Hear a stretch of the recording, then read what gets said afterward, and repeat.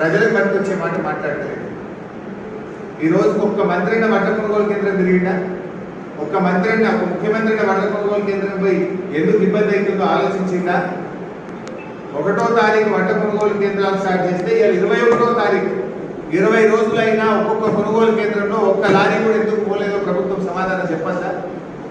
వడగళ్ళు పడి వర్షాలు పడి వడ్లు తడిచిపోయి చీకట్లో పాములు తేళ్లు కలుస్తుంటే దోమలు గుడుతుంటే రైతులు రోజుల తరబడి వారాల తరబడి వడ్ల కొనుగోలు కేంద్రాల్లో పడిగాపులు కాస్తున్న రైతు కష్టాల గురించి చూడమని నేను కోరుతా ఉన్నాను.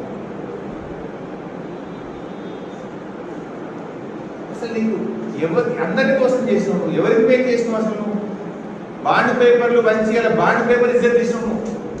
బాండ్ పేపర్ అంటే మార్కెటింగ్ దానికి ఒక నమ్మకం ఉండే. బాండ్ పేపర్ నమ్మకాన్ని బొమ్మ చేసినావు నువ్వు mister Revanth Reddy. Bond paper అంటే ఒక నమ్మకాన్ని